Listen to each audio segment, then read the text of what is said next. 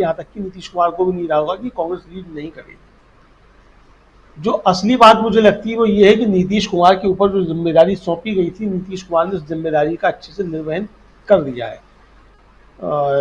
जुगनू शारदीय जी थे, बड़े पत्रकार थे, और लेकिन उनकी मृत्यु थी बहुत दुखद परिस्थितियों में हुई। वो नीतीश कुमार को निर्वहन कुमार लिखा करते थे, निर्वहन कुमार है।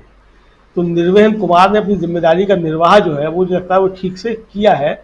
और जो विपक्ष को गोलबंद करने की जो पहली जिम्मेदारी बनती थी कि पहले जो है वो एक टेबल पे आए सब बैठे, और टेबल पे आकर के लिट्टी चोखा खा करके सब जो है वो तैयार हो गए हैं कि हाँ ठीक है, अब इस लड़ाई को लड़ना है, और लड़ाई को किस मोर्चे पर लड़ना है, किन मुद्दों पर लड़ना है, इस पर भी एकजुटता बन गई है और एक राय बन गई है।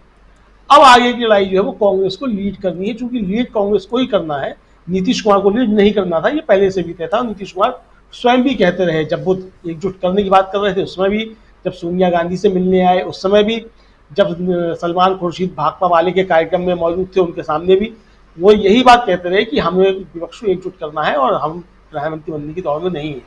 तो ये प्रधानमंत्री बनने की दौड़ का भी कोई तय भी नहीं हो रहा है कि कौन प्रधानमंत्री बनने की दौड़ में है कौन नहीं है।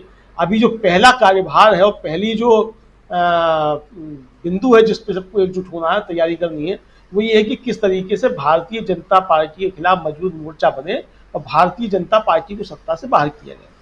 अब इसमें सवाल ये आता है कि ऐसा कौन व्यक्ति है जो पूरे विपक्षी दलों को एक साथ लेकर के चल सकता है। जाहिर सी बात है कि सोनिया गांधी चूंकि 2 गठबंधन सरकारों का कुशल नेतृत्व कर चुकी हैं और दोनों सरकारें लगातार उन्होंने 5 साल पूरे किए, मतलब गठबंधन सरकारों ने जो पूरे किए उनमें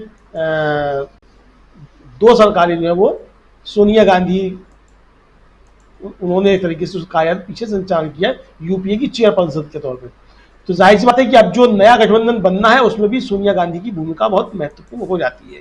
राहुल गांधी जो है बड़े नेता के रूप में उभरे हैं, इसमें कोई शक नहीं है, लेकिन जो भी कानूनी पेचीदगियां हैं तो उसके चलते अभी बहुत सी चीज़ें अधर में हैं। लेकिन ये जिसे कांग्रेस को करना है तो इसलिए अब सोनिया गांधी के ऊपर भी जिम्मेदारी बढ़ गई है, और मुझे लगता है कि सारा विपक्ष जो है वो भी सोनिया गांधी की तरफ एक तरीके से देख रहा है कि विपक्ष को एकजुट करने का काम जो है वो एक मजबूत मोर्चा बने, उसके लिए सोनिया गांधी आगे हैं।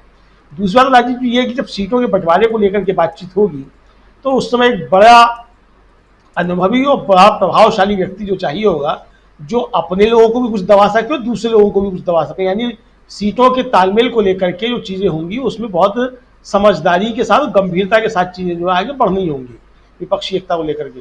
तो वो गंभीरता की उम्मीद जो है वो सोनिया गांधी से ही की जा सकती है, जो प्रधानमंत्री का पद त्यागने का बलिदान कर सकती है। तो इसलिए भी सोनिया गांधी की भूमिका जो है वो वहां कुल मिलाकर के बढ़ जाती है।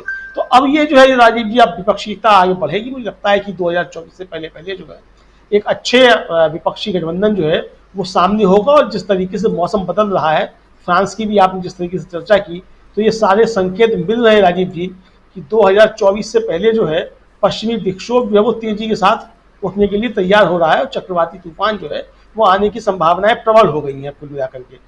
अब प्रधानमंत्री जा रहे हैं फ्रांस राजीव जी। अच्छी बात यह है कि प्रधानमंत्री के मित्र जो हैं वो इमैनुअल मैक्रो वहाँ राष्ट्रपति हैं फ्रांस में। अच्छी बात राजीव जी ये भी है कि पहले प्रधानमंत्री जो कई मित्र रहे हैं वो सब बड़े संकटों में फंसते रहे हैं। प्रधानमंत्री मित्र जो है वो डोनाल्ड ट्रंप से लेकर के और वो क्या वो क्या है वो जायर बोल्सोनारो तक, बेंजामिन नेतन्याहू तक, शिंजो आबे तक सब फंसते रहे। प्रधानमंत्री जा रहे हैं फ्रांस, तो राजीव जी यहाँ तो मतलब राफाल पे कुछ हो या ना हो, मुझे लगता है कि प्रधानमंत्री जब हाथ मिलाएंगे इमैनुअल मैक्रो से तो उनका बंटाधार जरूर वहाँ की राजनीति में निश्चित तौर पे तय हो जाएगा। चूंकि वहाँ की अदालतें जिस तरीके से बता रहे थे अभी प्रांजल गुहा ठाकुरता साहब, वो जिस तरीके का रुख अपनाए हुए हो, जिस तरीके की वहाँ चीज़ें हो रही हो, फ्रांस की जिस तरीके की राजनीति है, तो वहाँ जो है मैक्रो के ऊपर एक संकट आना मुझे लगता है कि वो तय हो गया। जब वहाँ संकट आएगा और राफेल को लेकर के जब संकट आएगा इमैनुअल मैक्रो के ऊपर, तो जाहिर सी बात है कि भारत की राजनीति उससे अछूती नहीं रहेगी। बंद लिफाफे जो है वो कभी भी खुल सकते हैं। जो बंद लिफाफे सुप्रीम कोर्ट को दिए गए थे वो हमेशा बंद रहेंगे ऐसा नहीं है। अदालत में कभी भी उन लिफाफों को जो है वो खोल सकती है। मतलब ऐसा नहीं है कि अदालतों के ऊपर कोई बंदिश है कि आपने जो बंद लिफाफा दिया था उसको अभी खोला नहीं जाएगा। तो उन बंद लिफाफों के अंदर क्या है और क्या किस तरीके की जो मिस्टेक वहाँ हुई, टाइपिंग मिस्टेक बताया गया था बाद में कि साहब वो टाइपिंग एरर थी, तो टाइपिंग एरर क्या थी वो भी सब चीज़ें सामने आ जाएंगी। तो राजीव जी, फ्रांस से जो बीटिंग रिट्रीट हो रही है, वहां से लेके और ये टाइपिंग एरर से जो है, ये सब मिलाकर के बेंगलुरु में इसकी भी जो मुझे लगता है कि तैयारियां शुरू हो गई होंगी कि किस तरीके से जो फ्रांस की बीटिंग रिट्रीट है उसका जवाब यहाँ से दिया जाना है, और जो टाइपिंग एरर्स हैं उनको किस तरीके से यहाँ ठीक किया जाना है, ताकि आगे से जो इस देश के सामने कोई टाइपिंग एरर्स ना हो सके और देश की जनता भी ये कोई ऐसी गलती ना कर सके कि फिर उसके जो हाथ जो है वो बंद जाए और उसे 150 किलो टमाटर खरीदना पड़े। तो मुझे लगता है कि सबसे मुक्ति पाने के लिए सोनिया गांधी को आगे करके विपक्ष जो एकजुट हो रहा है और इन समस्याओं से मुक्ति दिलाने के लिए एकजुट हो रहा है। जी राजीव जी, देश को अभी रफाल की नहीं टमाटर की ज़रूरत है। लेकिन आप मौसम की बात कर रहे हैं,